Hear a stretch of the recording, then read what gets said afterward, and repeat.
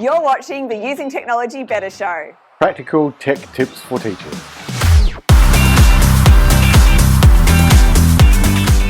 Hello there and welcome to another episode of the Using Technology Better Show.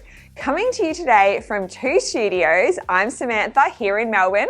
And I'm Adrian in the UTB studio in Adelaide. The UTB studio in Adelaide is basically my spare bedroom, but I'm here anyway. I love it. So today we have got a pretty exciting show planned. We are going to have the whole team showcase their favourite things. Isn't that right, Adrian? Exactly. So just pretend that you got, like us, jumping into that big bed, snuggling down, about to hear the song about the favourite things. Is that one of those Sound of Music references that I don't understand, Adrian, because I haven't actually seen the Sound of Music? As shocking as it is for everyone now watching the show, yep, Sam has not seen The Sound of Music.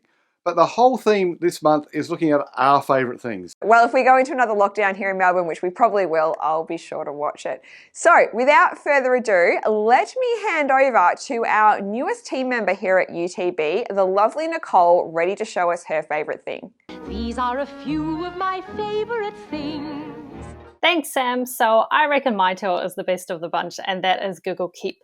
I'm on the web-based version here, but I also recommend you download the app because the real beauty of this tool is that you can access your notes across your devices as it syncs with your Google account.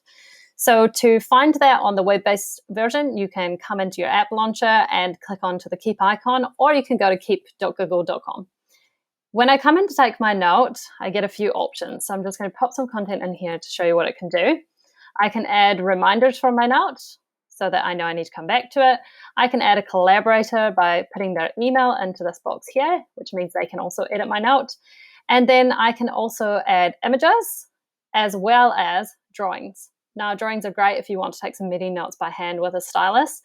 And then I can categorize my notes two ways. So I can add a label, and you'll see I already have some set up here. If I want to add a new one, I just type it in here too. I'm going to go with meeting notes. And the other way I can categorize, I just popped out of it. You can just click on it once to reopen it, is by changing the color. So I'm going to pop mine as green because it's something I want to come back to in action. So when I close that, you can see before when I tapped out, or I can click close, that my notes go into two categories here as well. I've got pinned notes and other. So if it's something that I want to see as soon as I come into this landing page, I can click pin note and it will be up the top here. Then once I'm finished, I have the option to filter my notes by the labels, or I can also filter them by reminders. So very, very handy. And you'll see one other option I have down here to keep me nice and organized is archive. So Adrian, can you beat that? These are a few of my favourite things.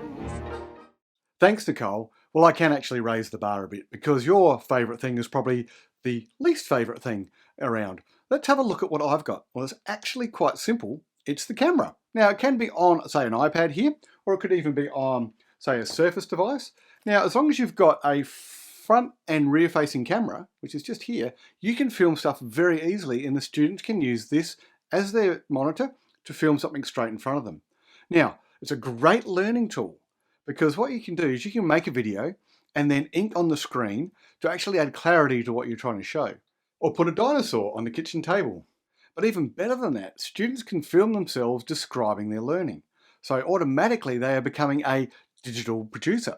They can then drop that video into a document and share it with you, or even they could interview someone, drop it into a slide deck, or even publish it in a website, and their audience suddenly goes wider than the classroom, breaking beyond the walls to have an authentic audience. There's another thing we can do too, is that a camera becomes a curiosity amplifier. Now on my phone here, I've actually got the ability to do a time-lapse photo. So I can film something that I would normally not see and look at it over compressed video, which is fantastic to be able to see what actually happens. Or even use the camera to film in slow-mo. So in slow motion, have a look at this water rocket. How cool is this? Now the questions you can ask students from viewing this vision is amazing, and they can actually describe what's going on, work out what's going on, and why it looks like this. The other thing is utilizing the LiDAR camera, which is on some of the new phones and also on the new iPads, and you can capture an image that is rendered in 3D. Now that is amazing to be able to do that on a device in your hand. Now, the other thing, which I really think that we overlook a lot of times, is the fact that it's just a camera. And you can take stunning images with this that capture the creativity and things that are happening in nature and in the world around us. And as we all know, a picture tells 1,000 words. Now, Paul, can you match that? Can you raise the bar a bit? Or are you just going to crash and burn? Let's see. These are a few of my favorite things. Adrian, that was mildly interesting, but check this out. It'll really knock your socks off. So I've just finished my Spider-Man drawing in Keynote and I've used Apple Pencil. And here's the cool thing about making an image out of my drawing. If I bring up my photos in a preview screen and I long press my drawing and drag it into my camera roll, what it does is it makes it an image, but not just a JPEG image, but a PNG with a transparent background. And so it just captures the drawing information and creates that image file. What does that allow me to do? Well, it allows me to bring it into all of my different presentations in a really smooth, professional look. You can see there I can start to layer. I might layer it below the text here. I could create infographics. I could create posters with a really professional look. So using your Keynote drawings and dragging them into photos is a win-win for everyone. So there you go. I wonder if you can match that, Donna. These are a few of my favorite things. Thanks, Paul. You seem awfully confident, but you haven't seen what I'm bringing to the table yet. What kind of nice things? Well, if it's going to be something that's going to make my life easier, faster, more efficient, then that's totally got to be the Mote Chrome extension. Mote is a Chrome extension. As you can see, it gives teachers productivity, efficacy, and accessibility superpowers. What it is, it's a tool that allows you to record your voice commenting, giving voice instructions, maybe giving tips and tricks or helping out with vocabulary. A tool that can be used across docs, slides, forms, Google Classroom, even on Gmail. And now there's a really cool tool where you can even add a sticky note on top of a website. This is how it works. Click on the link. It opens up a website, and on top of that website, your voice, your tip, your tricks for your students, your learners. Look, here it is. How cool is this? I can put it out of the way. Students can look at the website. They can pop it back out. They can hear what you are thinking. Leave a voice comment in a Google Doc. Open the comment. Here's my Mote. Click on it. It starts recording my voice automatically. I can now give verbal feedback so that students can really clearly hear my intonations, hear my excitement and my celebration of their learning. Also hear the things that I want them to do next. Click done. It thinks about it, drops it in. Now in the paid version, you can have it transcribed and translated. Just click comment. This is how it looks for your students. They come to the doc, they play, they listen to your voice. They don't have to read it. In your teacher dashboard, you can see if the student has just seen it, whether they've listened to all of it, and they can even give you feedback on it. Also works in Google Slides. You can record audio now straight into the slide. Awesome tool to be able to allow all of your learners to access some fabulous learning. So there you have it. Over to you, Karla. Do you have anything you can pull out of the box to beat that? These are a few of my favorite things. Okay, Donna, not a bad tip. But if you want one that's as good as Whiskers on Kittens and can change your life in under 10 seconds, then you need to check out my top tip, one of my favorite things. So the top tip that's going to change your life, the schedule send feature in Gmail. Down the bottom where you can see the send blue rectangle, there is a small white arrow. And when I select that small white arrow, that's going to give me the option to select the schedule send feature. When I click that, it's going to give me some options about when this email could be sent at a time when it's more likely to be able to be actioned, and when my team aren't going to feel like I'm bombarding them with emails, maybe on a Friday or late at night. So you can see that one of the preset options here is Monday morning, which is a great chance for me to send the quote for the week. But if I don't want it sent at 8 a.m, I can choose select date and time. This is where I can make a choice about when this email is going to be sent and at exactly what time. So I'm going to have this wing its way into inboxes at 7:30 a.m. so that when they get started for their day, it's there and ready to inspire them for the week. I select schedule send, and then that message is now all organised automatically to be sent without me needing to worry about finding it in my draft folders and maybe forgetting to send it. It also means that it's over here, all actioned, and I can have a relaxing weekend without worrying about a to-do list I need to get organised first thing Monday morning. Great tip, change your life under 10 seconds. So that's the end of some of our favourite things. And what better way to end off this little segment than with one of our favourite people. Here's Mike from UTB to let you know what some of our team have been up to. Check it out. Thanks, Karla. You're far too kind. Well, it's my pleasure to give you a bit of an update from the last 6 months of all the things that have been happening around using technology better. Just like you, I'm sure it's been a very, very busy 6 months. We've had some of our team members in and out of lockdowns. We've had to switch and pivot a lot in terms of how we operate and how we deliver our training. But on the positive side, it's been a great opportunity for us to really refine our blended approach to how we deliver professional development. So we've got our Learn on Demand platform with all of our videos that you can watch at any time.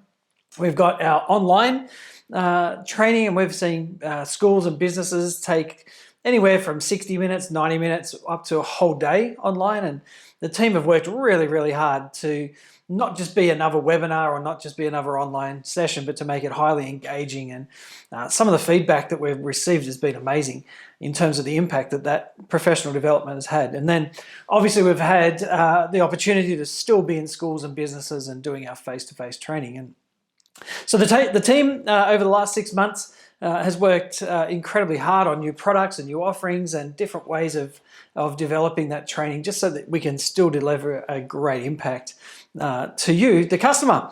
And so with that, we've had a few changes in the company. Some of you in New Zealand may have had Lara be one of your trainers. Lara has taken her dream job of becoming a deputy principal in a brand new school in Queenstown, New Zealand. And so we're super excited for her to be able to step into that new role and just see her flourish in that. We've had Nicole come on. You've just seen a great little tip from Nicole. And Nicole's been with us for about 6 weeks now, and just settled straight into that new trainer role. She does a lot in STEAM and digital fluencies and has been a great addition to the team. On our auxiliary team, not necessarily the trainer team, but the team that supports us, we've had Micah join the team. Micah is based out of Christchurch in New Zealand, and she has come on as a marketing coordinator and has stepped into the role of trying to keep us all organised and all our events happening and all of our communications flowing in a nice and neat and orderly way. And we've had Phil from Auckland based, and he's come on as our customer growth specialist and has been in businesses and schools talking about the training that we do. So that's been really awesome.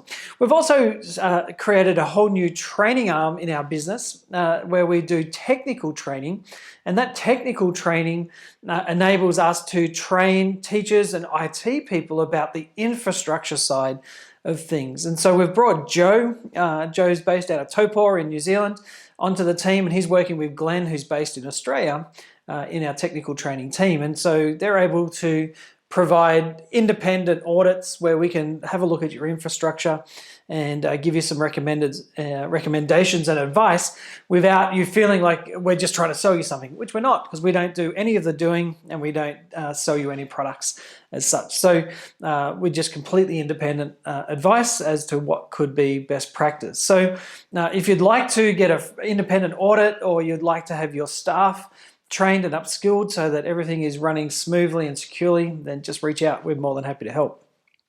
And so lastly, we've had a great program just launch in Japan. And so I'm not sure if you've heard, but there's what Japan is calling the Giga Schools project, where every student across the country is going to receive a laptop.